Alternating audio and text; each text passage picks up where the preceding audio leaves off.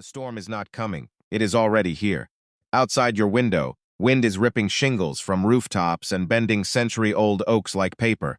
Somewhere in the rain driving sideways and the lightning splitting the dark. A bird the weight of 3 pennies is out there. A golden bird, puffed up, gripping a branch, looking straight ahead. You watched it at your feeder this morning. You didn't think about it. You never do. Now it's inside a weather system, powerful enough to demolish a building. And here is the only question that matters tonight. Do you think it survived? For decades, no one could answer that with certainty. The storms moved too fast. The birds were too small. Too many variables. Then micro-GPS the size of a grain of rice and Doppler radar sharp enough to track a single sparrow through a Category 4 wall. Changed everything. And what researchers found doesn't just answer the question. It overturns everything you believed about fragility and survival. Here is the secret your backyard has been keeping long before you saw a single cloud, Ezra knew. Not a guess. Not instinct in the vague, romantic sense people use when they don't want to say science. Something older than that. Buried deep inside his inner ear sits a structure so sensitive it registers changes in atmospheric pressure that no human body can detect without a machine. Microscopic shifts, fractions of a measurement, the kind of drop that precedes a violent storm by hours. The moment that pressure began to fall this morning, an alarm fired through his nervous system. Not a warning, a command. He didn't look at the sky. He didn't wait for confirmation. There was nothing to deliberate. His body had already read something yours couldn't, and it had already decided. While you were drinking your coffee, Ezra was preparing for war. That is the first thing you need to understand about the bird you think you know. He is not fragile. He is not at the mercy of weather. He is a sensor system wrapped in feathers.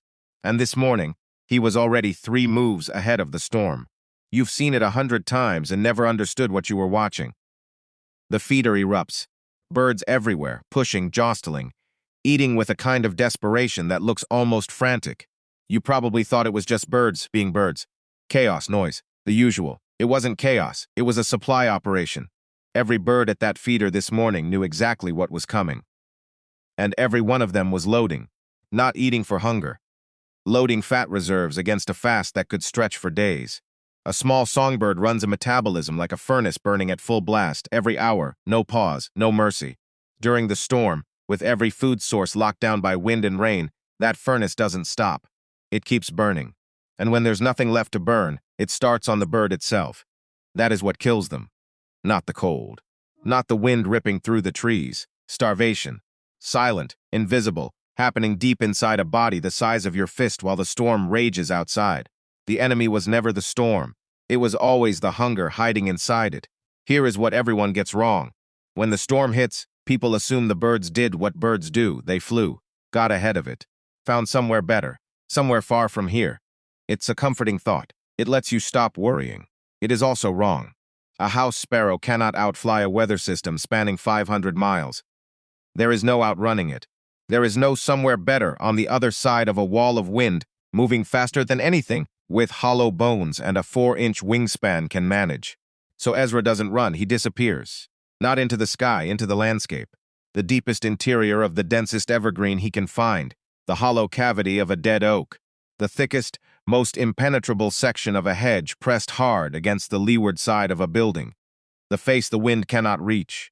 He presses himself in, becomes part of the structure. Still, invisible, uneachable. The storm tears through everything exposed. Ezra is not exposed. The most intelligent survival decision he will make today has nothing to do with speed.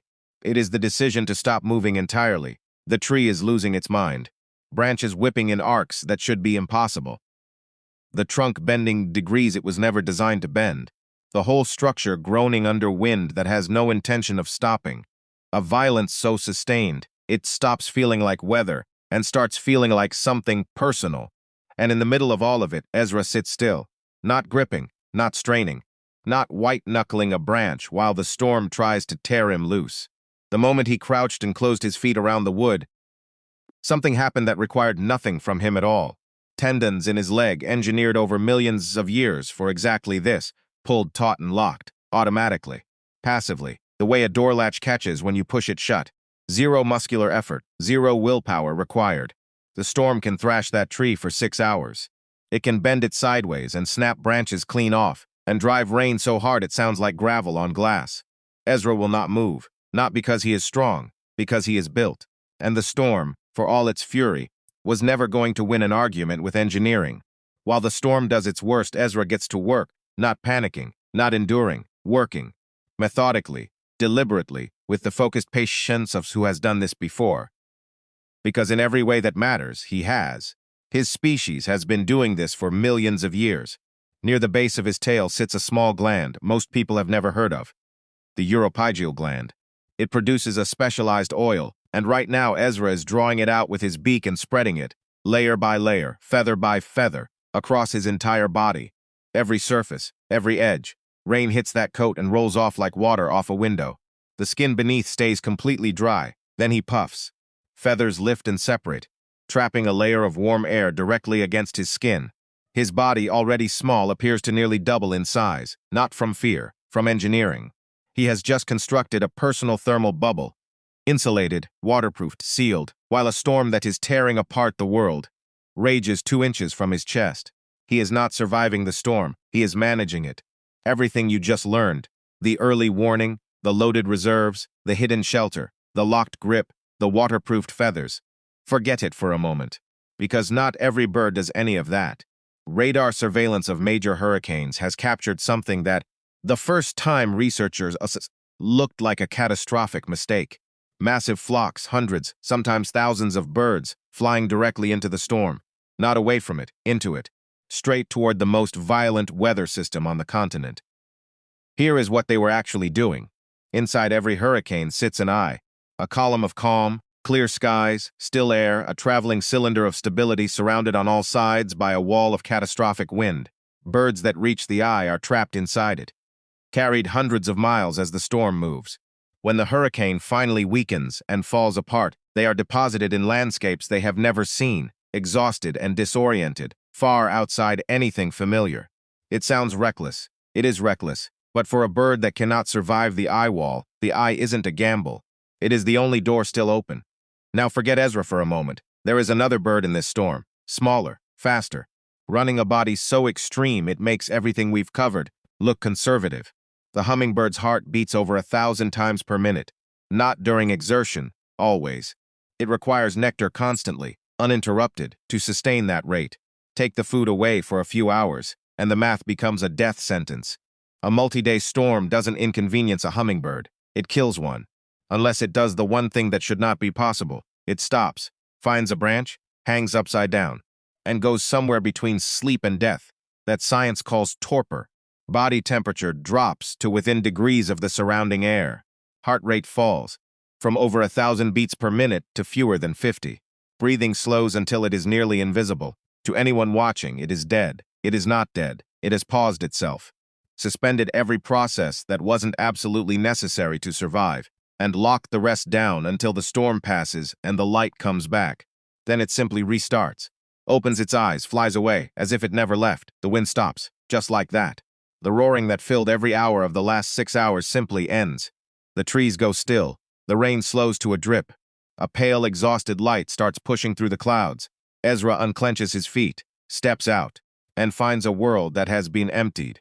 The seeds that covered the ground this morning are gone, scattered across 3 counties by wind that didn't care. The insects are drowned, washed into the soil. The natural caches, the hidden reserves he and every other bird in this neighborhood built up over weeks, destroyed. The landscape that sustained him yesterday looks like it has never fed anything at all. He survived the barometric warning, survived the fast, survived the locked grip and the waterproofed feathers, and the 6 hours of violence that flattened everything exposed. And now he is standing in an empty world with no fat reserves left, a furnace metabolism that will not slow down to accommodate the situation, and hours, not days, before the outcome becomes irreversible. The storm is over. The hardest part just started. This is where you come in, not as a spectator, not as someone who watched an interesting video about birds and moved on, as the last chapter of Ezra's story, because right now, that is exactly what you are. You watched him, read the pressure drop hours before the storm arrived.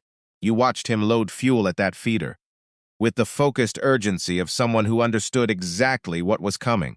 You watched him find his hedge, press in, lock his grip, waterproof every feather, and hold his position through 6 hours of a storm that demolished everything exposed. He did everything right, every single thing. And he came out the other side standing in an empty world, reserves gone, running on nothing, with a metabolism that will not wait. You have seeds, you have a feeder. You have the one thing he cannot find anywhere in that stripped landscape. And it cost you almost nothing to give it. Filling that feeder after a storm isn't kindness. It isn't charity. It is the difference between a story that ends well and one that doesn't. Ezra did his part. Now do yours.